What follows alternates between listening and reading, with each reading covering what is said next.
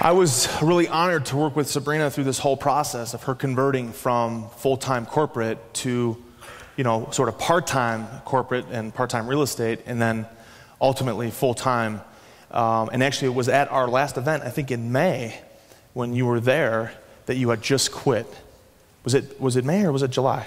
I quit in July. July was the July event. Yeah, so we had just had our coaching. Yeah. Thanks, Cherise. So she quit, and she came to the event, and it was a coaching event just for our Diamond, Platinum, and Masters. And she's there, and she's like, I did it, I quit. I'm done, I'm on my own. And I was just so blessed to be a part of it. And last week or 2 weeks ago, she was filmed at her title company doing a call with me. So they have the footage of her on the phone with me, and then Rick filmed me in my office. So they're going to sort of splice those two together, hopefully, and make it look, nice, and they're going to put it out there as part of this documentary. So she has a tremendous story, and I think, like most of us, she can attribute some of her success purely to her drive and ambition to get things done on her own, and then some of the rest of it to coaching. You can so much that you can learn on your own. I have a coach. Greg has a coach. Actually, I'm in 3 coaching programs myself. Greg and I are part of different internet marketing programs, and I have a speech coach that I work with and different people like that. So really important, no matter what you're doing, whether it's real estate today or whether it's something else you get into, commercial real estate, or something else you get into, internet marketing, having a coach, having a mentor is something that you'll always be part of your business if you're going to be ultra successful. Look at guys like Tiger Woods. Tiger Woods has Butch Harmon. He's had Butch Harmon for a long time. Donald Trump had his dad, somebody that was his coach. Dr. Phil has Oprah. That was his initial coach, right? She got him up on her stage, and now he's a gazillionaire, right? So they all have coaches. So appreciate your story, Sabrina. Give Sabrina one last round of applause, please. One last thing. Can I say one last thing? Yes, please. I just want to encourage everyone to just be persistent and don't give up. I mean, sometimes it can be really challenging, but if you're really persistent at this, you can be ultra successful. And I tell everybody, this is the best time to be short sales. I think everybody has a potential to be a millionaire. And that's why I quit my job. I really quit my job because I think this is the best time to do this business.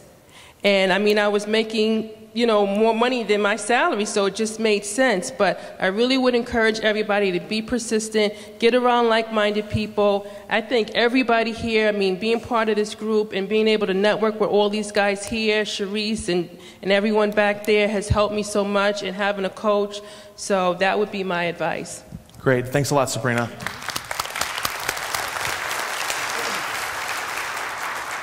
The short sale kid, Nathan Jurowitz. By the way, Josh, Tiger fired Butch like 3 years ago. Hank Haney is his coach. Oh, yeah. But he won 15 major championships with Butch, so let's give credit where credit's due. So Nathan Jurowitz. Nathan, tell him about your level of coaching and what's been happening. I mean, Nathan and I and Greg were initially part of a coaching group together. Who else in the room was part of that initial group back in '04? Jim Walker, John and Jerry, Steve. Oh, Steve wasn't, but there's a couple people in the room. We started in a coaching group together. And at that time, for me and Greg, we were brand spanking new. I mean, we were really struggling big time. I'll tell you a little bit about the story later on, but struggling big time. So for us to get into that coaching program, man, it was money we didn't have. But that coaching program and getting around guys like Nathan and Jim and John and, these guys, it was just unbelievable for us, and the reason why we're putting this event on for all of you. So Nathan, tell us a little bit about what's happened for you over the past couple of years, and then what's been going on for the past few months. Started out doing short sales, in Tampa at the time, there was not a lot of them, so it was very difficult to get them. So it was actually easier just to do wholesaling, so I just got away from short sales for a while. And then about, I think a year and a half ago, I realized I need to get back into short sales. Had lost a ton of money on properties that I bought you know, at the beginning of '06 that, you know, I wish I never would have bought, so I had to recover from that. And, you know, I'm like, short sales is the new thing, and everything is different now, you know, so sign up for coaching at their Cleveland event. It was like a year and a half to 2 years ago, something like that. July of '07. Yeah. You know, I'm always picking Watson's brain and making sure all the paperwork is right. And, you know, now I just read the book, The 4-Hour Work Week, that my friend Preston told me to read, and then I go to the event, and, you know, Greg Clement said everyone need to go get The 4-Hour Work Week by Timothy Ferriss. So everyone go write that down. 4-Hour Work Week by Timothy Ferriss. Go buy that book. And then now I just have my business is set up for the most part where I very rarely ever talk to sellers, buyers, banks, or look at houses. You know, we flip typically between 5 to 10 properties per month in Tampa, and our spreads are not that big because the house is going down in value while you're trying to short sale it, you know. So a lot of times the bank thinks that, you know, the house is worth more than it really is. But I think that the money to be made is ahead of us, because I think a stable market that has just recovered from a declining market, there's going to be larger spreads, houses are going to be easier to sell, BPOs are going to come in lower, and there's still going to be more short sales you know what to do with, you know. I think there's going to be another 3 years at least left of short selling this over leveraged inventory once the market hits bottom. So I'm excited about that. I don't think we've made anywhere close to the income potential that we're really up to. Yeah, the opportunity is in front of us. It's not behind us.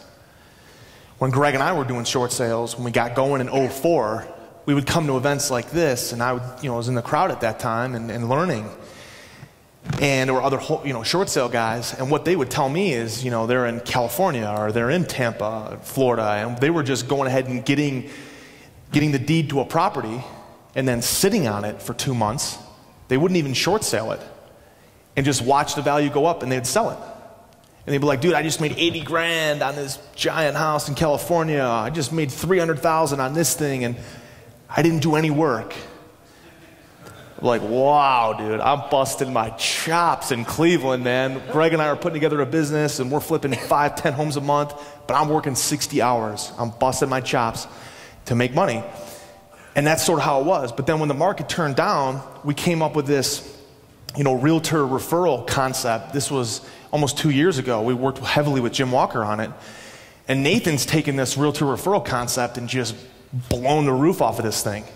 I mean, he took that. I mean, a year and a half ago, you weren't really doing any realtor referrals. No, I was partnering with investors and a few realtors, but not that much. Jim Walker, that guy knows his stuff. Like, I pretty much copied him and changed it a little bit. But that guy, if you guys haven't had the opportunity to talk to Jim, you need to talk to Jim because he knows his stuff. I met him at the Cleveland event, and I said, how many short sales are you working on, Jim? And he said, 180. And I'm like, what? That just blew my mind. But when you think about it, you know, if you get 10 realtors with 10 short sale listings each, I mean, how hard could that possibly be to find? 10 realtors with 10 short sales each. That's 100 deals right there. And I think I've got 110 that I'm working on right now, and I don't even know if I even want any more. So that's